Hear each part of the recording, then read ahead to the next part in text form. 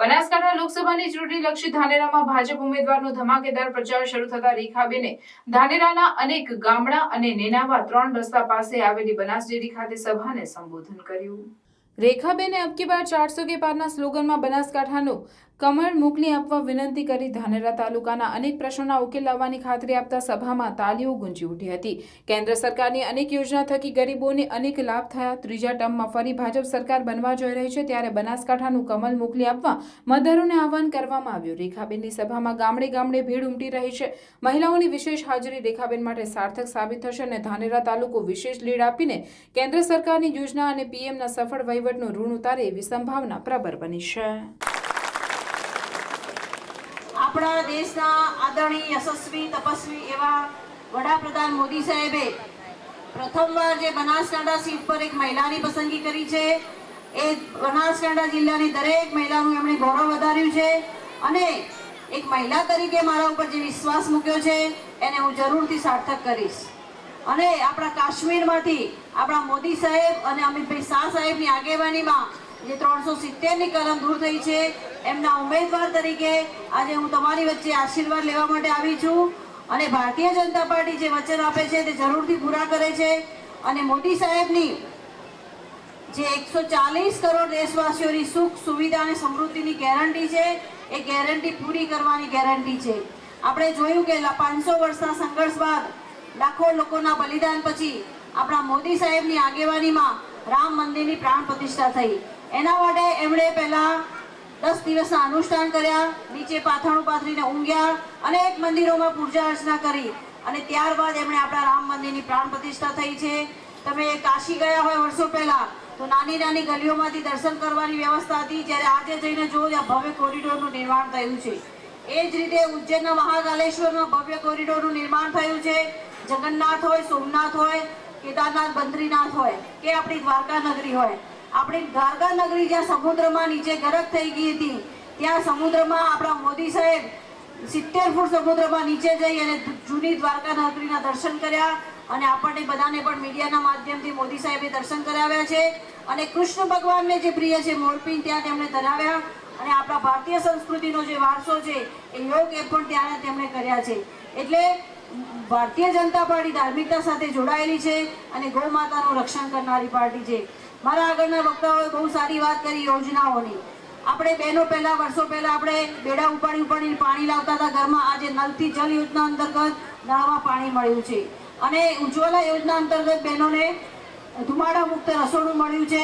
શૌચાલય નિર્માણ થકી બહેનો વધારે સુરક્ષિત બની છે।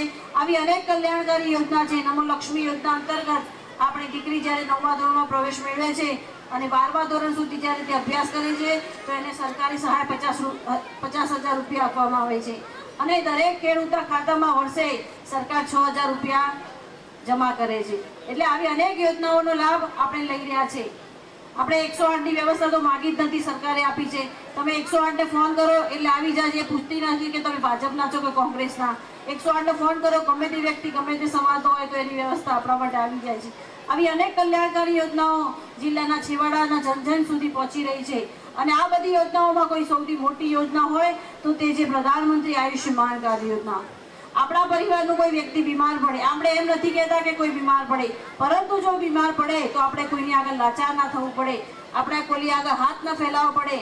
એના માટે આપણા ગુજરાતમાં તો 10 લાખ સુધીની સહાય મળે છે અને બહુ સારી આધુનિક સગવડો ધરાવતી વીવીઆઈપી હોસ્પિટલોમાં આપણા પરિવારની બીમાર વ્યક્તિની આપણે સારવાર કરાવી શકીએ છીએ। એટલે આ બધી યોજનાઓ થકી ભારતીય જનતા પાર્ટી લોકસેવાનું કામ કરી રહી છે અને આપણે તો લાભ લીધે જ રાખ્યા છે અનેક યોજનાઓ થકી। હવે આપણે વળતું આપવાનું છે મોદી સાહેબને, ખાલી એક કપાળનું બટન દબાવવાની અને વળતું મોદી સાહેબનું ઋણ ચૂકવવાનું છે।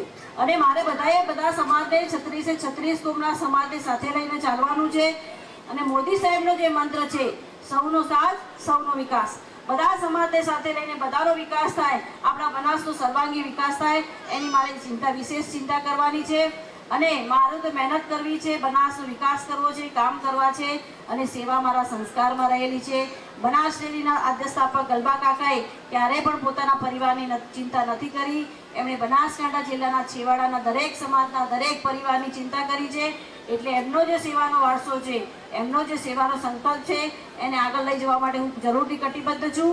આજે હું તમારી સમક્ષ તમારી દીકરી તરીકે અહીંયા આશીર્વાદ લેવા માટે આવી છું અને મને ચોક્કસ વિશ્વાસ છે જે તમારો ઉત્સાહ છે એના ઉપરથી મને ચોક્કસ વિશ્વાસ છે કે તમે બધા મારી સાથે રહેશો અને મને આશીર્વાદ આપશો. અને જીત્યા પછી પણ તમારા કોઈ પણ કામ હશે, તમારા વ્યક્તિગત સામાજિક પ્રશ્નો હશે, તો એમાં હું તમારી દીકરી તરીકે તમારા પડખે જરૂરથી ઊભી રહીશ. અને મારું વિઝન પણ ક્લિયર છે. આપણા બનાસની ધરતીમાં મારે એવા કંઈ પ્રોજેક્ટો લાવવા છે, એ સેમિકન્ડક્ટરનો પ્રોજેક્ટ હોય, ગ્રીન હાઇડ્રોજનનો પ્રોજેક્ટ હોય કે પછી ટાટાનો ઉદ્યોગો હોય. અને આપણા યુવાનો જે ભણી ગણીને તૈયાર થઈ રહ્યા છે, એ યુવાનોની અંદર કોમ્પિટેટિવ એક્ઝામનો માહોલ ઊભો થાય, આપણા યુવાનો સ્કિલ તરફ આગળ વધે, એના માટે સ્પીપા જેવા centre, Sardar Patel institute of public administration જેવા સેન્ટર આપણી બનાસની ધરતીમાં આવે તો આપણા યુવાનોની નોકરીની તકો વધારે ઉજ્જવળ બને. એ માટે હું જરૂરથી પ્રયત્નશીલ રહીશ. અને મેં આગળ કીધું એ રીતે કેન્દ્ર સરકાર અંતર્ગતના પ્રોજેક્ટ હું બનાસની ધરતી પર લાવવા માટે પ્રયત્ન કરીશ, જેથી આપણા યુવાનોની ધરતી નોકરીની તકો વધુ ઉજ્જવળ બને. અને મારે રિવર્સ ડાયવર્જન્સ કરવું છે, એટલે કે આપણો બનાસ જે પહેલાં દુષ્કાળ પ્રેરિત જિલ્લો હતો, બનાસના લોકો બહાર જઈને જે વસ્યા છે, આપણા જિલ્લામાં જ રોજગારી મળી જાય, જિલ્લામાં જ નોકરીઓ મળી જાય તો પોતાના મા બાપ જોડે રહી શકે, મા બાપની સેવા કરી શકે અને ઘરે રહીને ધંધા રોજગાર કરી શકે. એ માટે હું જરૂરથી મહેનત કરીશ. અને ભારતીય જનતા પાર્ટીના કાર્યકરોની એક મોટી વિશેષતા છે કે ભારતીય જનતા પાર્ટીના કાર્યકરોની તાકાતથી ચૂંટણી લડાતી હોય છે. માટે અને કોઈ એક વ્યક્તિની તાકાત નથી કે આટલી મોટી લોકસભાના વિસ્તારની ચૂંટણી લડવી. આપ સૌના ભરોસે જ મોદી સાહેબે મને આપની વચ્ચે મૂકી છે. અહીંયા બેઠેલી દરેક વ્યક્તિ પોતે ઉમેદવાર છે એમ સમજી અને આપણે બધા સાથે ખભો મિલાવી અને બનાસની શકલ બદલવા માટે મહેનત કરી અને આપણે બધા સાથે મળી અને એક કમળ ખીલવવાનું છે. એ માટે